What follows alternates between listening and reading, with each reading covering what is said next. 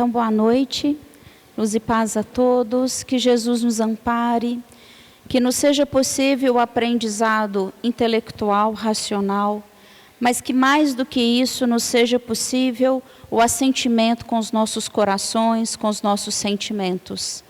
Que nos seja possível a compreensão e o dizer sim ao amai-vos uns aos outros como eu vos amei.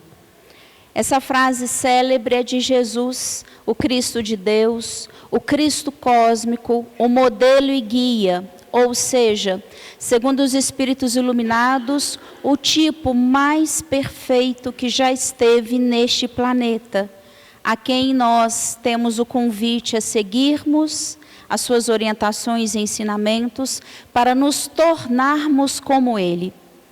Quando a gente fala de Jesus, é sempre importante a gente fazer uma introdução ao tema. No livro Parnaso de Além-Túmulo, pelas mãos de Francisco Cândido Xavier, uma autora, uma poetisa de nome Marta, que não quis se identificar com seu sobrenome, dita um belíssimo poema intitulado Jesus. Ela diz assim: Jesus foi, na terra, a mais perfeita encarnação do amor divino. E ainda hoje, nos dias amargurados que transcorrem, é para a humanidade a promessa da paz, o manto protetor que abriga os aflitos e os infelizes, o pão que sacia os esfomeados das verdades eternas, a fonte que desaltera todos os sofredores. Apegai-vos a Ele cheios de confiança. Ele é a misericórdia personificada, o jardineiro bendito, que jorra no coração dos transviados do caminho do bem as sementes do arrependimento, que hão de florir na regeneração e frutificar na perfeita felicidade espiritual. Ouvi a sua voz, no silêncio da consciência que vos fala, do cumprimento austero de todos os deveres cristãos. E, um dia, descansareis reunidos, ligados pelos liames inquebrantáveis da fraternidade além da morte, à sombra da árvore luminosa das boas ações que praticastes, longe das lágrimas, do orbe obscuro, dos prantos e das provações remissoras. Quando a gente consegue ter a oportunidade de ter acesso a um poema dessa envergadura, a gente consegue compreender o quanto Jesus é louvado, seja no plano de nós encarnados ou dos desencarnados. Quando a gente reconhece que Jesus nos dá mandamentos, a gente precisa começar a refletir a respeito deles. Lá no Antigo Testamento já tinha o aprendizado de que as pessoas precisavam se amar. Amar a Deus sobre todas as coisas, está em Eclesiastes na Bíblia, de todo o teu coração, de todo o teu entendimento, de toda a tua mente, e amar ao próximo como a ti mesmo. Tranquilo até aí. Só que a base era: eu amo o outro como eu me amo, o outro me ama como ele se ama.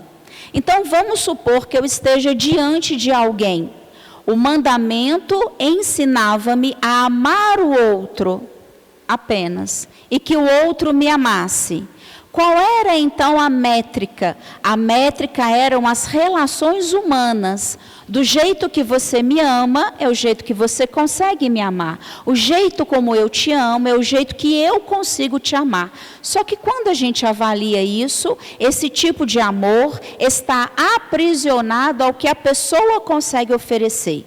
A partir do patamar dela, a partir da evolução, a partir das experiências, a partir de quem ela é. Jesus faz uma mudança na métrica. Qual é a mudança? Amai-vos uns aos outros como eu vos amei. Tem uma diferença enorme.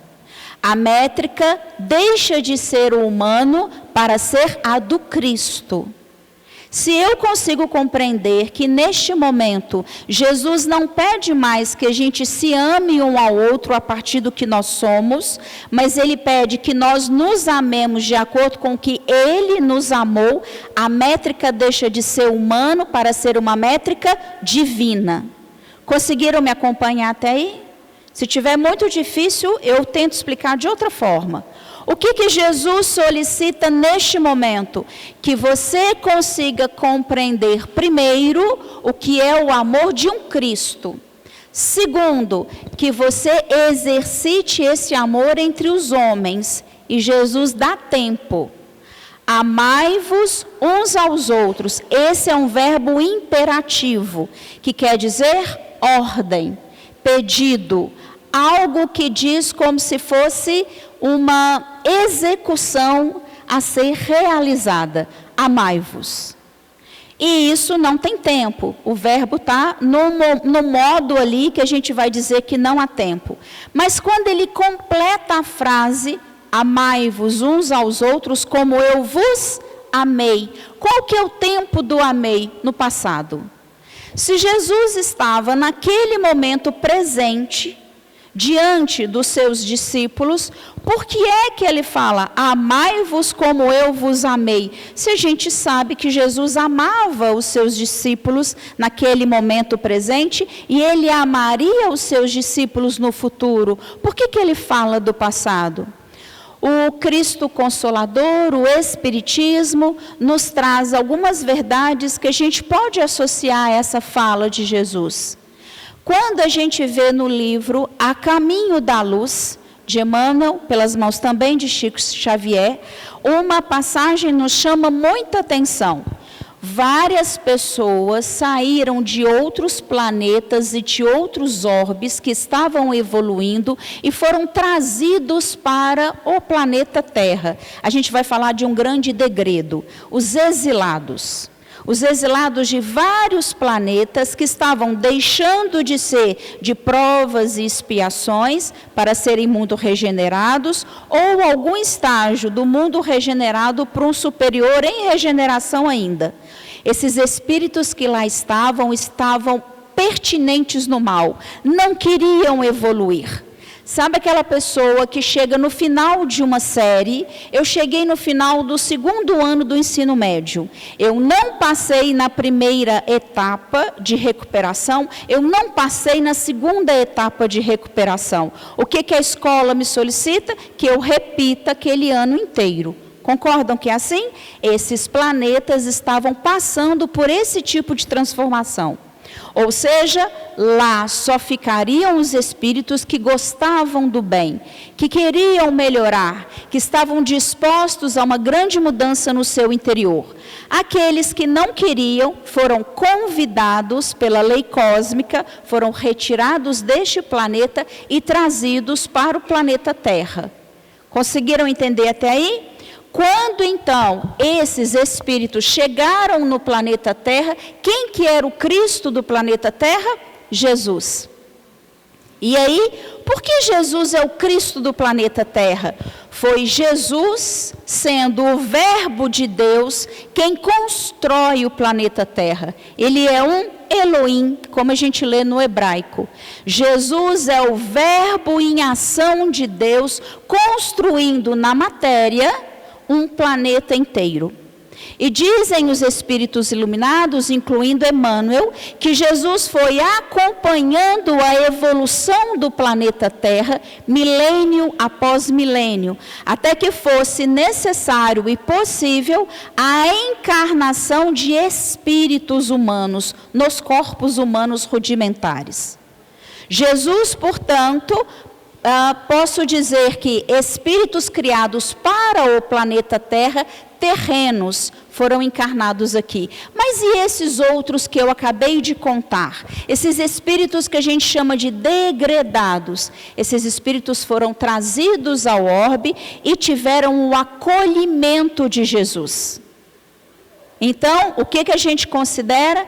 Desde esse momento, um espírito criado para o planeta Terra, os terrenos, Jesus já os amava.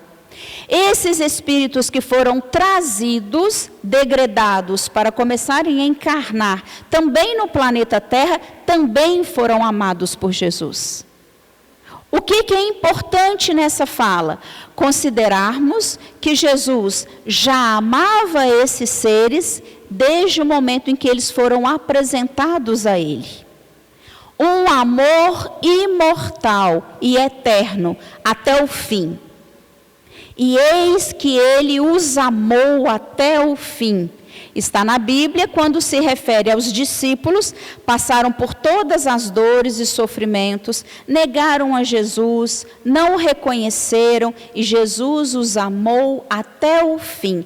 O fim daquela encarnação, a única do Cristo Jesus nessa terra, foi ele, é como se a gente dissesse, até o último momento, até o último suspiro, Jesus os amou na carne. E muito mais os amou em espírito depois da carne. Portanto, quando Jesus diz, amai-vos uns aos outros, como eu vos amei, se eu coloco isso no singular, posso dizer, Maria, ame a uma outra pessoa como eu te amei, Maria. Se eu vou dizer, por exemplo, ao Paulo, Paulo, ame a outra pessoa como eu te amei. O que Jesus está dizendo? Desde o momento em que você foi criado, eu te amei. Desde o momento em que você foi trazido de outro planeta para cá, eu te amei. E eu te amei em completude. Eu te amei do jeito que você era, do jeito que você é e do jeito que você será. Portanto, se formos considerar que essa métrica é a métrica de Jesus, eu preciso entender, mas quem é Jesus? E eu preciso conhecer os caracteres morais de Jesus. Quem é o Cristo? Era alegre ou não? Era um ser ríspido ou amoroso? Era acolhedor e compassivo ou não? Porque não tem como eu medir algo sem conhecer uma régua. Se eu peço uma fita métrica, eu parto do pressuposto de que eu vou medir algo que só uma fita métrica é capaz de medir. Mas se eu peço uma régua de 30 centímetros, eu só vou medir algo até 30 centímetros. Se eu peço um outro equipamento ou instrumento de medição, uma balança, por exemplo, eu estou tentando saber quanto que tem de quantidade. Jesus aí é a métrica imortal. Aquilo que Jesus traz, amai-vos uns aos outros como eu vos amei, Ele está dizendo para que você tenha a oportunidade de estar comigo fora deste planeta, num lugar onde eu vou preparar um lugar para vocês. É interessante a gente acompanhar que este momento em que Jesus traz este mandamento, ele é logo depois que na ceia, Judas come o pão, se levanta e se afasta. O que Judas representa para nós? A traição em pessoa. Judas aí, o Judas que trai o Cristo, ok? Judas Iscariotes. Quando a gente vê esse pensamento, o que é que Jesus consegue mostrar através do cenário? A partir do momento em que há uma traição, deixa eu contar como é que vocês vão se preparar para pós-traição, para pós-vida difícil. E aí entra um texto em que ele conversa então com os discípulos, ele fala coisas extraordinárias, está em João, capítulo 13, mais ou menos ali no versículo 30 para baixo. E aí Jesus vai dizer, depois de amai-vos uns aos outros, ele traz um conhecimento maravilhoso, que é, eu estou no Pai, o Pai está em mim, o Pai será glorificado, o Filho será glorificado. Vai chegar um tempo em que eu irei embora, vocês ficarão, mas eu não os abandonarei, eu vou enviar um Consolador, eu estou indo preparar um lugar e eu vou levar vocês comigo. A fala não é solta. A fala do amai-vos uns aos outros como eu vos amei é Jesus dizendo, se você quer seguir-me, se você quer habitar o lugar onde eu vou estar, que a gente pode dizer, na escala espírita dos mundos, são os mundos ditosos, não, os mundos celestes, mundo de provas e expiações. Depois eu tenho, mundo primitivo aqui embaixo, mundo de provas e expiações. Depois eu tenho mundo regenerado ou em regeneração, ditosos ou felizes e mundo celeste. Jesus está no último grau de um mundo celeste, onde, diz Allan Kardec, não há nem necessidade mais de encarnar na matéria. Não há necessidade mais do espírito ter contato com a matéria física. Jesus está para além. Esse é o reino de Deus, quando ele fala, na casa de meu pai há muitas moradas. Em outras traduções, na casa de meu pai há muitos aposentos. Eu estou indo para preparar um lugar, mas eu voltarei para te buscar. Quando Jesus buscar-nos, ele vai perguntar, você amou ao outro? Mas ele vai perguntar, amou como? Como você definiu ou como eu defini, já que a métrica era eu? Então eu preciso saber quem é Jesus, o que ele ensina, quais são os seus conceitos e como é que eu vou colocar isso em prática no meu dia a dia. Aí, para facilitar, didaticamente a gente pode recorrer a um povo que é extremamente inteligente, que são os gregos. Os gregos antigos, para facilitar a compreensão racional, dividiram o amor. Alguns autores vão falar em 7, outros autores vão falar em 9. Por que é importante a gente reconhecer? Porque se eu estou dizendo que é para amar o outro, a primeira pergunta é, o que é amor? Quando a gente estuda nas questões espíritas, amor é uma lei, amor é uma força, amor é uma experiência, amor é um aprendizado. Existe amor no cosmos, de um planeta que se atrai ao outro. Existe amor nas moléculas que se atraem e formam uma outra molécula. Existe amor entre os animais, existe amor entre as pessoas, existe amor entre os seres celestes. Se pudéssemos resumir, se há algo que resume toda a obra de Deus, é amor. E Paulo, nas cartas de Paulo, 1 Coríntios 13, vai nos trazer o amor mais evoluído que a gente possa imaginar. O amor que os gregos chamam de ágape. É aquele amor universal, que tudo transcende, que tudo acolhe, que está para além do nosso egoísmo, do nosso ego, da nossa razão. É o amor 100% original, 100% divino.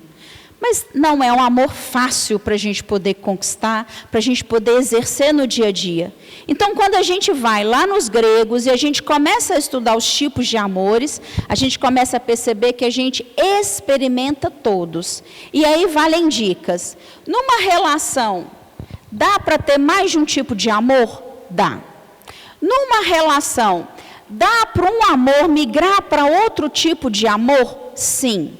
E de uma vida para outra, dá para esses amores modificarem? Também dá para mudar. Não há amor melhor ou pior, isso é importante de considerarmos. Quando a gente estuda os tipos de amores, há certas pessoas, por exemplo, que detestam o amor chamado eros, porque tem muito a ver com paixão, com atração física, tem muito a ver com a questão do desejo pelo outro. Nós, encarnados, sabemos que eros faz muito bem. Eu costumo dizer, se você ainda não se apaixonou nenhuma vez, corre que ainda dá tempo. Porque paixão faz a gente se sentir vivo. Sexo é ou não é importante? É um tipo de manifestação de amor. Só que nós somos seres extremistas. O que é que nós fazemos? Só podemos ter uma alternativa. Então, eu tendo a escolher um tipo de amor e negligenciar os outros. Isso é o que me faz mal. Se eu considero, então, que os vários tipos de amores me estão disponíveis numa experiência de aprendizado do amor, e quando eu reconheço isso, eu começo a ajustar a minha vida. Vou dar melhores exemplos depois. O primeiro tipo de amor chama filáutia. Esse é o tipo de amor que comumente chamamos de amor próprio. é aquele que sentimos por nós mesmos. E aí a gente observa quantas vezes nós nos abandonamos. Quantas vezes a gente diz sim para o outro querendo dizer não. Quantas vezes nós desrespeitamos o nosso corpo, o nosso limite mental e psicológico, a nossa condição financeira, e a gente concorda com o outro porque a gente acha que isso é amor. E depois o preço chega. Nós percebemos que aquilo que fizemos não foi de acordo com o nosso próprio desejo. Quantas vezes nós nos excedemos na ausência de um sono de qualidade, numa alimentação desregrada, na ausência da atividade física. Isso é falta de amor próprio. Isso é falta de filáutia. Fácil ou difícil amar-se? Dificílimo. Fácil ou difícil fazer dieta? Atividade física pelo menos 3 vezes na semana. Cuidar do corpo do jeito que ele pede. Quantas horas por dia a gente gasta com isso? Dizer sim quando o coração está pedindo para dizer sim. E dizer não de uma forma amorosa e firme. Quantas vezes a gente tem dificuldade com isso? Quantas vezes nós achamos que por amor precisamos estar serviço ao outro, sem questionamento? Falta de amor próprio, falta de filáutia. Vocês acham que Jesus se amava? Pouco ou muito? Para eu saber disso melhor, o que eu preciso fazer? Estudar o Cristo, estudar os caracteres de Jesus. Reconhecer em quais passagens da Bíblia eu percebo que Jesus se amava. Por exemplo, Jesus se amava a ponto de ser um homem alegre ou não? Quando eu estudo o casamento nas bodas de Caná, era um momento de alegria e de felicidade. Um momento em que os noivos estavam super felizes. E Jesus, naquele momento, faz o melhor vinho que se podia ter na época, no final, compartilhando da alegria, então, dos casados. Vocês acham que uma pessoa que não se amasse faria isso pelo outro e se encantaria e se alegraria com o outro? Não vos chamais discípulos, mais amigos. Depois de uma passagem que ele diz, porque vocês muito se amam, já agora os chamo amigos. Amizade é um valor? Tem como ter amigo verdadeiro se você não se ama de verdade? Portanto, Jesus tinha uma plena condição, uma plena consciência de quem ele era e o que ele poderia oferecer aos outros. Existe um outro tipo de amor, pragma. Esse é o tipo de amor voltado ao dever, ou seja, um amor prático, baseado na razão e nos interesses das pessoas, e isso envolve longo prazo. Pragma é, eu preciso acordar e arrumar a minha casa, e levar a filho para a escola, e lavar e passar. Eu preciso acordar e sair para trabalhar para sustentar a casa. Eu preciso sair e trabalhar e realizo as tarefas fora de casa, porque ao retornar eu estou demonstrando à minha família, no cuidado financeiro, o amor que eu tenho por todas essas pessoas. Pragma quer dizer, de forma prática, o que eu faço por você. Por amor, não por obrigação. Amor, a lâmpada queimou. Amor pragma, o homem vai lá, pega a lâmpada e conserta. Forma pragma, o homem vira para a mulher e diz, nossa, hoje eu estou com vontade de comer um risoto. Ela vai e faz um risoto para ele. Ou um arroz branco com chuchu, uma carninha moída. Isso é amor pragma, ou seja, eu estou concretizando nos mínimos detalhes diários o sentimento que eu tenho pelo outro. Mas isso não funciona sem filáutia. Se eu começo no amor muito pragma, eu sirvo, faço, e eu não existo nessa relação. Conseguem entender que tudo precisa estar em equilíbrio? Se eu amo demais a mim mesmo, a mim mesma, isso virou egocentrismo, egoísmo. Mas se eu amo demais o outro e esqueço de mim, é uma autopunição. Culpa, arrependimento e remorso. Desta vida ou de vidas passadas. E aí eu me coloco servil ao outro. Equilíbrio é a chave da questão com Cristo muitas vezes. O outro amor, além de filáutia e também de pragma, vai ser o amor ludus. Que tipo de amor é esse? É um amor muito comum nos dias de hoje, principalmente entre as pessoas mais jovens. É aquele amor que é descompromissado, que é leve e que é divertido. E o único objetivo é o prazer e a alegria de alguns momentos. Bom ou ruim o amor ludus? Bom. Todo tipo de amor é bom e é válido. A questão é se está faltando ou se está em excesso. Quantas vezes nos relacionamentos as pessoas dizem, nossa, casamento, quando a gente está namorando é uma história, noivado é outra, quando os filhos estão pequenos é outra história, quando os filhos crescem é outra história, depois que os filhos saem de casa, meu Deus, nós somos só amigos agora. O que é que está faltando muitas vezes nesse relacionamento? Um amor ludus, um amor de brincadeira, um amor de piadas sem desrespeitar o outro, um amor de momentos leves e de diversões. E você pode estar perguntando, mas por que eu preciso entender todos os amores, se o tema da palestra de hoje é amai-vos uns aos outros como eu vos amei? Porque se a gente não compreende o tipo de amor que está disponível para nós seres humanos, como é que eu vou copiar o Cristo?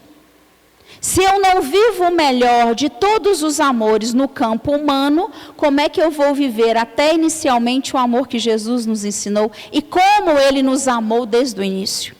Ludus, então, é aquele amor onde eu posso brincar, posso me divertir, posso sim permitir ter prazeres na convivência, prazeres na brincadeira, prazeres em algo que seja por breves momentos dentro de um relacionamento sério.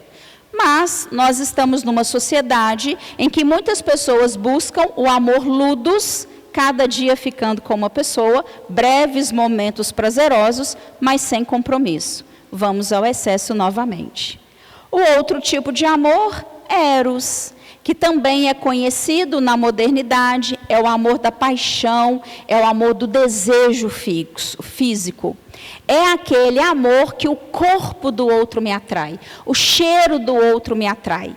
É quando o outro passa perto de mim, eu até suspiro, o outro passa a ser o ar que eu respiro. Muito comum nos 2 primeiros anos de relacionamento, quando a gente tem um tempo da paixão. Eros, então, é aquele tipo de amor mais basal numa relação humana. Quando eu começo a me relacionar. Enquanto ludus pode estar presente na relação no dia a dia, para que a chama da paixão não se apague, eu posso dizer que ludus pode estar do lado de fora. E aí, olha que interessante, existem pessoas apaixonadas pelo amor de eros. Sabe aquelas pessoas, todas estão buscando amor de uma forma desviada, é importante dizermos. Sabem aquelas pessoas que ficam em relacionamentos curtinhos? 6 meses, termina, começa um outro relacionamento, termina. No máximo as pessoas dizem, eu não dou conta. No máximo é quase 1 ano de namoro. Ou se apaixonou muito, 2 anos. A gente pode compreender que eros é um amor pelo qual essa pessoa está apegada. A sensação de paixão é muito boa, mas é uma pessoa que não consegue transpor esse tipo de relacionamento, de eros, de paixão, de desejo, para outros tipos de amores dentro da relação. Por que eu tenho que entender isso numa relação humana? Porque o mais difícil é amarmos como Jesus nos amou aqueles com quem nós convivemos. Amar o marido, a esposa, os filhos, a sogra, o sogro, o irmão, o cunhado. Aí é que está a nossa complicação. Porque com quem nós convivemos mais de perto são os grandes chamados aos grandes aprendizados. Além desses amores, o que os gregos nos trazem? Filia. Filia é o amor saudável pelos nossos amigos próximos e os familiares. É um amor sincero e muito benéfico para as pessoas. Sabe aquele amigo, aquela amiga da vida toda? Nós começamos a estudar juntos e estamos juntos até hoje. Sabe aquele amigo que você não larga de jeito nenhum? Aquela amiga que ela é tudo para você? Você fica até um tempo sem ver. Quando você vê, é como se você tivesse visto essa pessoa ontem. Mas atentem, nesse tipo de amor, filia, não existe eros. Você não tem desejo sexual pelo outro, mas a alma do outro é encantadora. A alma do outro te engrandece, te alimenta e te nutre. É esse amor que muitas vezes, prestem atenção, quando a gente vê filia num relacionamento longo, a gente tem que questionar. Estamos casadas ou estamos morando juntos há tanto tempo. Não existe mais eros, não existe mais ludos, não existe mais outro tipo de amor. Nós parecemos irmãos agora. Está errado ou certo? Vai depender do casal. A questão é, se a pessoa questiona se isso para ela é satisfatório, se para o outro também é satisfatório, está tudo bem. Mas para aquela pessoa isso deixou de ser satisfatório, ela quer um amor eros, uma paixão, junto com o amor filia, dentro de um relacionamento, tem que ter aí uma conversa com o outro para chegar no meio termo. Até para que seja possível abrir mão do desejo, se for em nome de um sacrifício que vale a pena. Daí a necessidade da gente conhecer e conversar a respeito. Outro tipo de amor, amor storge, esse é o penúltimo. Esse amor é poderoso e ele é muito forte. Ele se caracteriza pelo amor que os pais têm para com seus filhos e se encaixa perfeitamente no que chamamos de amor incondicional. É um amor puro, desinteressado e que não espera nada em troca. Esse já é um amor mais superior. E aí prestem bastante atenção. Em um relacionamento humano, a relação é condicional. Eu te dou e recebo. Você me dá e recebe. Isso é casamento. Isso é relação de par. Ok? Mas, se eu começo a nutrir muito o outro numa relação e o outro não me dá em troca, eu saí do lugar de parceiro e eu fui para o lugar de quem nutre sem querer nada em troca, mãe ou pai. Eu acabei de sair de um amor de eros, ludos, storge, e eu comecei a chegar, eu saí de um amor eros, ludos, filia, e fui para um amor storge numa relação que não funciona. Trocando em miúdos, num relacionamento de amizade, eu dou e recebo. Equilíbrio entre dar e receber. Num amor de relacionamento amoroso, numa relação amorosa, eu dou e também recebo. Isso mantém o equilíbrio do casal. Com filhos, eu dou, não paro de dar. E a primeira coisa que eu dei a um filho ou uma filha foi a vida, coisa que eles nunca vão conseguir me pagar. Estão entendendo a diferença? Pais aqui, filhos aqui. Se eu estou falando de amizade, um aqui, o outro no mesmo patamar. Se eu estou falando de casamento, namoro, ficado, o que quer que seja. Um aqui, o outro no mesmo patamar. Consegue entender? Portanto, se eu estou num relacionamento onde eu nutro muito o meu parceiro ou a minha parceira, mas eu não me sinto nutrido, tem alguma coisa errada. Se eu estou numa família em que meu filho ou minha filha estão cuidando de mim, saiu do lugar de filho ou de filha. Aquele filho ou filha que cuida demais, que quer salvar pai e mãe, que quer fazer tudo pelo pai e pela mãe. Aquele relacionamento em que o casal deixa de existir porque a criança ou o adolescente ou o adulto está ali no meio, entre os dois, tentando colá-lo. Sabem? Já viram esse tipo de relacionamento? O casal se esvai porque o rebento, a criança, o adolescente ou o jovem, está ali ocupando o lugar de outra pessoa. Aí a gente começa a ver o que nós temos de mais: disfunções amorosas. Disfunções amorosas. Isso é algo que a gente tem que prestar muita atenção. Então, eu posso ter esse tipo de amor storge com meu marido só se ele também te amar incondicionalmente. Normalmente não é isso que funciona. Ainda não nesse mundo. E o último tipo de amor que os gregos vão trazer, ágape, que é o que eu comentei com vocês que Paulo de Tarso faz lá no Cântico 1 Coríntios. Esse é o amor que todos nós precisamos no mundo. Ele é citado muitas vezes na Bíblia e ele é relacionado à caridade, ao altruísmo, o cuidado com o outro. Ele é rico de bênçãos e você ama o outro pelo que o outro é, desde o momento em que ele foi concebido como espírito. Ou você ama o outro do jeito que ele é, como se você fosse no futuro e reconhecesse no presente quem essa pessoa será no futuro. Consegue entender? Quando Jesus olhou, então, um soldado romano, um general romano, que mandava matar muitos, Jesus não viu o general romano matando muitos. Jesus viu, por exemplo, o médico que ele seria 3.000 anos à frente, curando inúmeras pessoas de um câncer. Consegue entender? Quando Jesus, então, entrou em contato com o ser humano, vamos dizer, quando esse ser humano, há 1.000 anos atrás, conheceu o nome do Cristo, reencarnou numa religião cristã e conheceu Jesus, ali Jesus já amava essa pessoa, porque naquele momento Jesus passa a existir para esse espírito.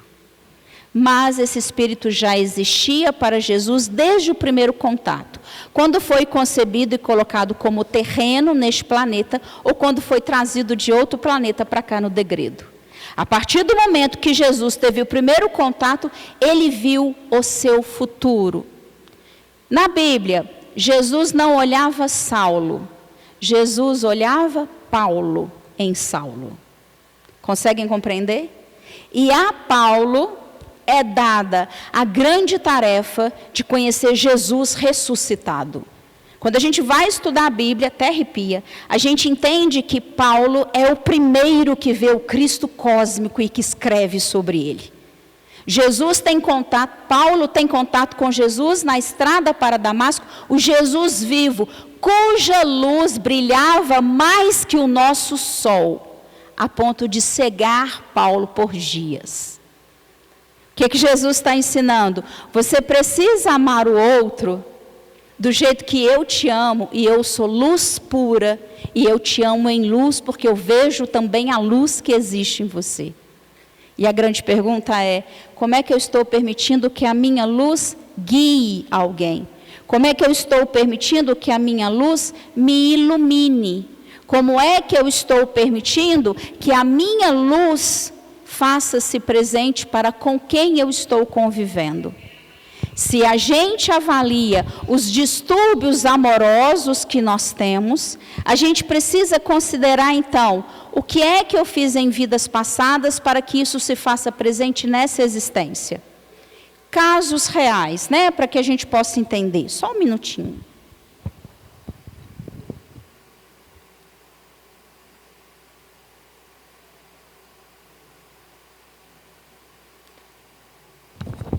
Quando a gente vê na nossa sociedade as brincadeiras de nora e sogra, não é à toa que isso existe, tá?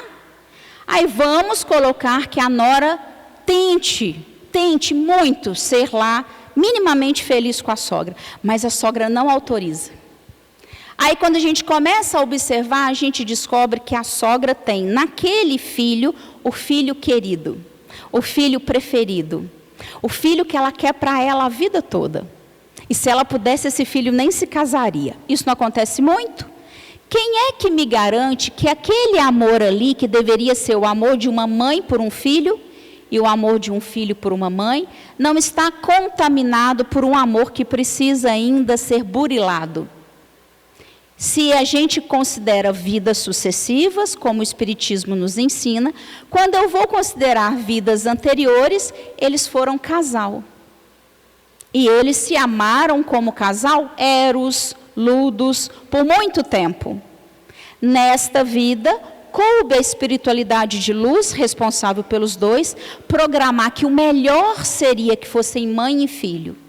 Vocês conseguem pensar um amor diferente do que vocês têm vivido pela esposa, pelo esposo, pela filha e pelo filho? O mais difícil é pela filha e pelo filho. Os homens aqui presentes que têm filhas mulheres, conseguem se imaginar namorando a própria filha? Se consegue, tem um transtorno mental, precisa de psiquiatra e psicoterapia.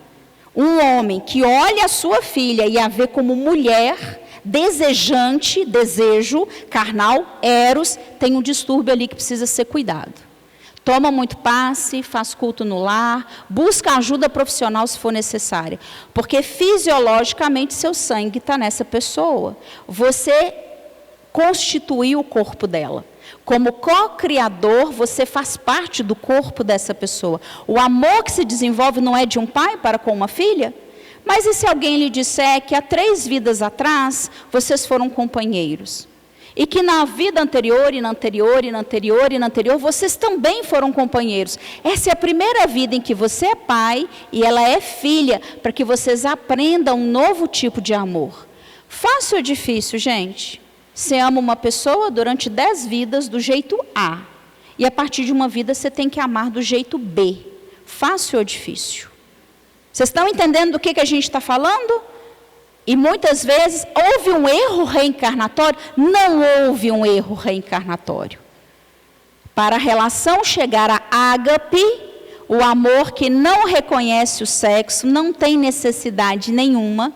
Para chegar a ágape, o amor incondicional, em que eu amo todos de forma crística, no mais alto grau, eu preciso muitas vezes experienciar vários tipos de amores com o mesmo espírito. Mas o que é que eu preciso fazer? Considerar então onde é que está o maior poder na reencarnação presente. E nós espíritas fazemos algo que não é legal. A gente adora pegar a vida passada sem se lembrar delas. Então a gente adora falar assim, eu tenho uma amiga, na verdade ela é como se fosse uma mãe para mim. Eu já falo, não é mãe. Você acabou de falar que ela é amiga. Não, mas é como se ela fosse uma mãe para mim. Se eu considero o planejamento reencarnatório, se eu adoto uma amiga como a minha mãe, eu acabei de retirar minha mãe do lugar de minha mãe. Vocês estão entendendo o que a gente faz? E aí, na relação com a minha mãe, que eu não quero aceitar como minha mãe, já coloquei minha amiga, que é maravilhosa, no lugar da minha mãe, eu nego esse amor que precisa se desenvolver. E se a minha mãe é minha inimiga de vida passada? E se eu nasci do ventre da minha inimiga? E se essa pessoa é uma pessoa muito difícil, com quem eu tenho que aprender a conviver? E eu preciso aprender a amá-la como filha, para eu resgatar débitos passados. Se eu a nego no lugar de mãe e coloco a amiga, eu desrespeito o plano reencarnatório, que Eurípides Barçanufo traz maravilhosamente lá na cidade de Sacramento. Vocês estão entendendo? Portanto, se eu quero chegar ao amor do Cristo, eu preciso organizar os amores humanos. Vamos falar um pouquinho mais difícil? Estou casada, ou num relacionamento sério. Estou casado, num relacionamento sério.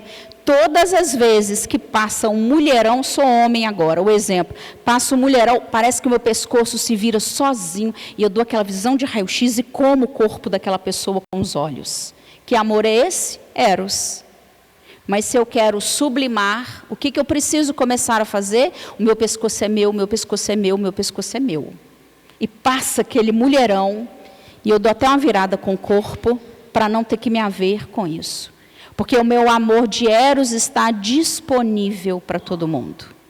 Vamos falar de outro problema? Estou com um problema seríssimo no meu relacionamento. Seríssimo. Aí eu começo a trabalhar num lugar e tenho um amigo no trabalho maravilhoso. Companheiro, querido, me dá bom dia todo dia, coisa que meu marido nem anda fazendo. Pergunta se eu estou bem, traz até o cafezinho da máquina da empresa para mim. E eu formo com ele uma amizade. Com pouco eu começo a perceber que a amizade está diferente. Com pouco eu percebo que o Eros está ali. Por quê? Porque eu não fui atenta o suficiente para observar que o que estava difícil no meu casamento e eu não cuidei, eu transformei numa forma de atração no meu trabalho e caí novamente em tentação. Isso acontece ou não, gente? Acontece. Posso dizer para vocês que acontece, tá? Eu não me apresentei no início, né? Eu sou psicoterapeuta, então eu atendo gente o dia inteiro. Tudo que eu contei para vocês, eu escuto há 22 anos. É a mais pura verdade. Por mais que o povo diga, não é, não é, não é. Em consultório as pessoas contam a verdade. Nós estamos o tempo inteiro sujeitos a confundirmos um tipo de amor com o outro. Portanto, existe a necessidade de constantemente eu ficar me perguntando, peraí, a minha relação com meu filho, eu estou realmente no lugar de mãe amando um filho? Ele está realmente no lugar de filho me amando?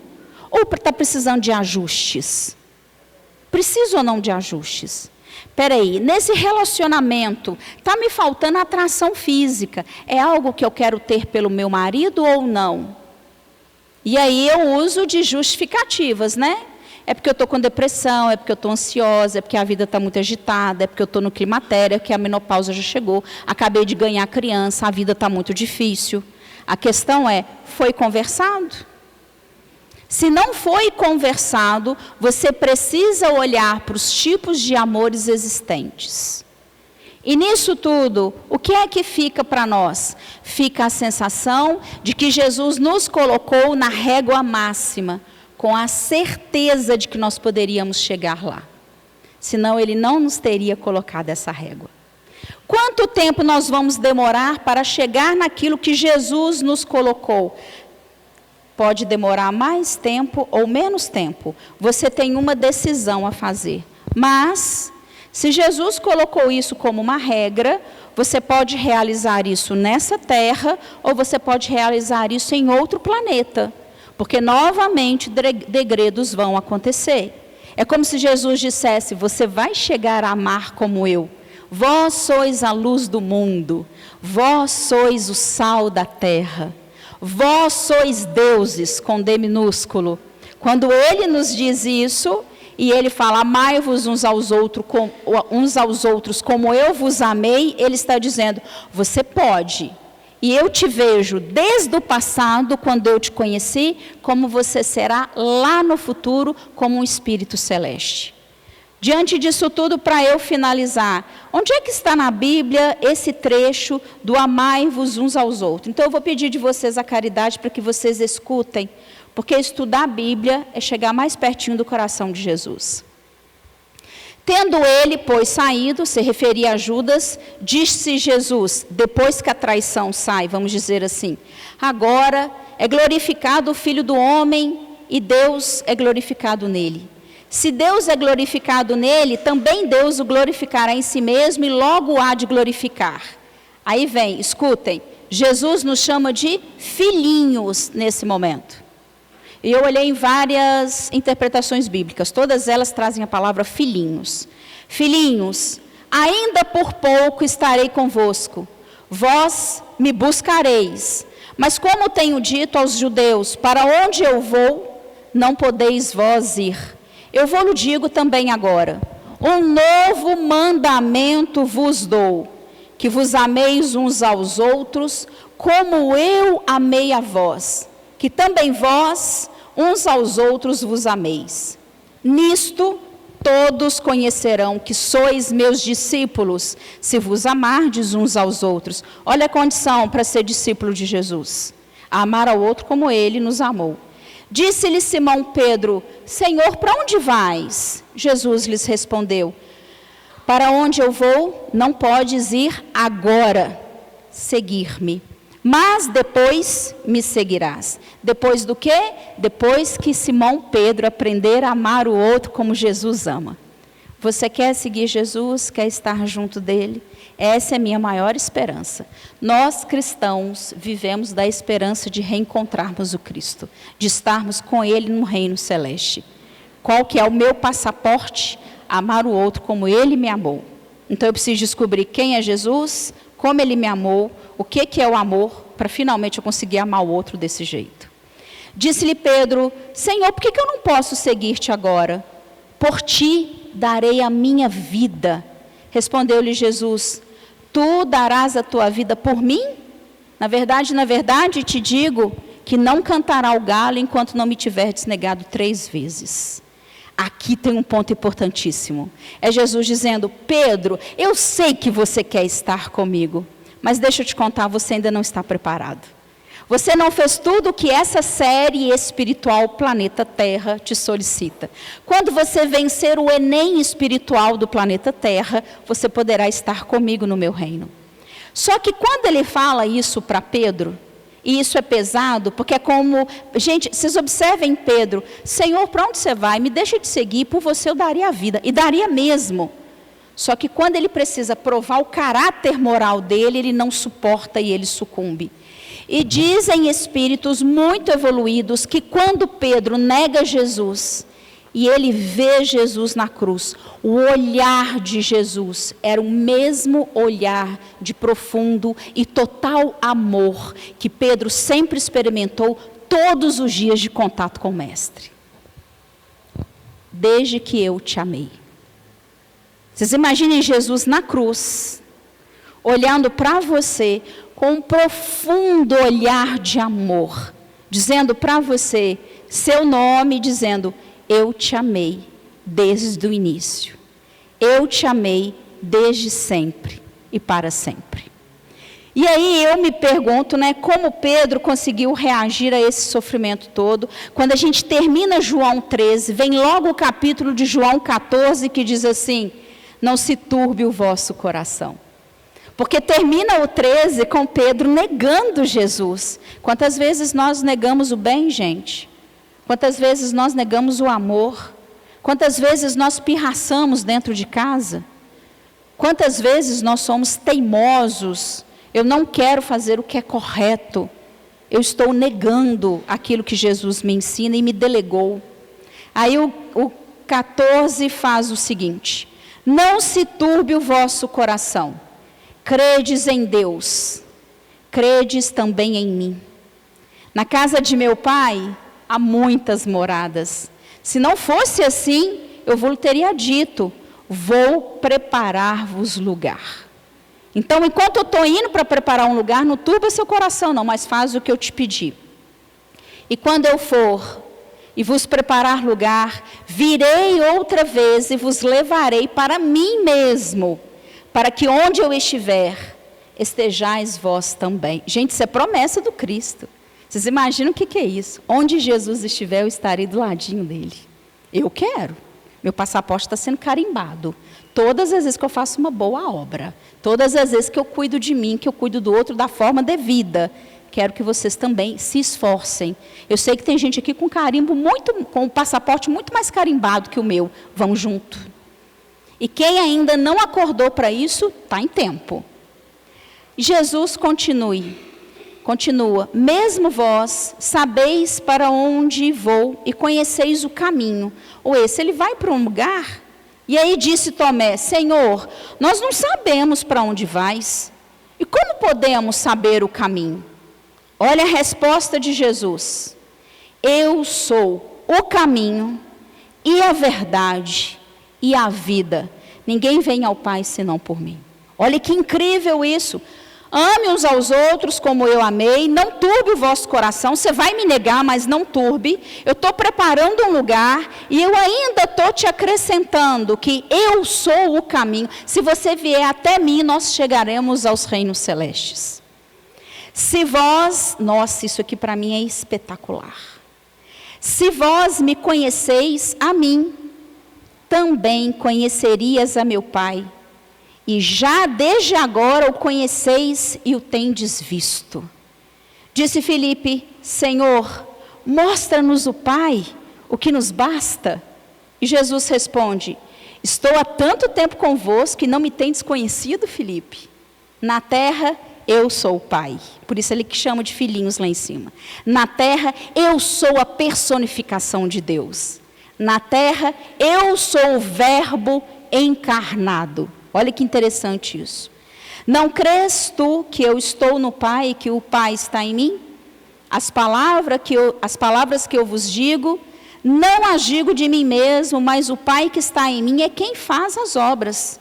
Crede-me que estou no Pai e o Pai em mim. Crede-me ao menos por causa das mesmas obras. Na verdade vos digo que aquele que crê em mim também fará as obras que eu faço. Olha a recompensa de quem ama como Jesus. Olha só, na verdade vos digo que aquele que crê em mim também fará as obras que eu faço e as fará maiores, ou seja, ele já tinha condições de fazer maiores do que estas, porque eu vou para o Pai. E tudo quanto pedirdes em meu nome, eu o farei, para que o Pai seja glorificado no Filho.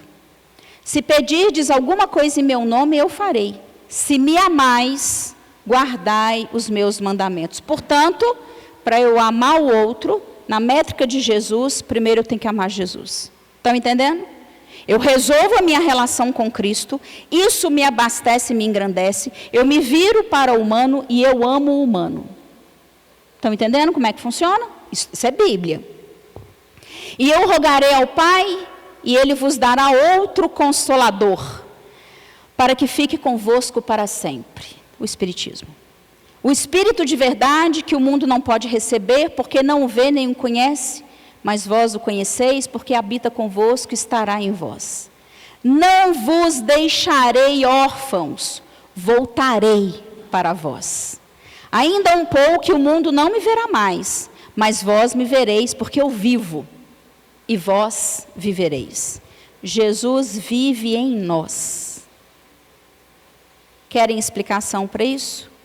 Nossos corpos e perispíritos são criados dos mesmos materiais que o planeta Terra, cientificamente comprovada a questão dos corpos e do planeta. Quem é que cria o planeta Terra? Cristo, Jesus. Jesus cria o planeta, todos os elementos, nossos corpos, são a partir dos elementos do planeta. Ele é o co-criador em plano maior do planeta. Portanto, é como se Jesus buscasse o fluido cósmico, materializasse, e essa matéria estivesse no nosso corpo físico e no nosso perispírito. Naquele dia, conhecereis que estou em meu Pai, e vós em mim, e eu em vós. Aquele que tem os meus mandamentos e os guarda, esse é o que me ama. E aquele que me ama será amado de meu Pai, e eu o amarei, e me manifestarei a ele. Por onde a gente começa? Na nossa relação com Jesus, na nossa relação com o outro, a partir do Cristo. Simples? Não. Fácil? Também não. O que é fácil nessa terra, gente? Nada. Nada é fácil. Sucesso só vem depois de trabalho. Não existe outra saída moralmente ética correta. Portanto, iniciemos o nosso trabalho moral ou intensifiquemos o nosso trabalho moral. Dá para intensificar. Reconheça seu lugar de amores. Comece por você, Filáutia. Vá então na sua relação amorosa, nas suas relações amorosas ao longo da vida. Vá na sua relação com seus filhos. Vá na sua relação com seus amigos. Vá no amor ao trabalho. Você ama o que você faz? Ou você está fazendo só por obrigação e para ganhar dinheiro? Reconheça-se um ser carente de amor. Ao mesmo tempo, reconheça-se um ser dotado de amor. Porque foi por amor que você foi emanado de Deus no dia em que Ele te criou. Gratidão.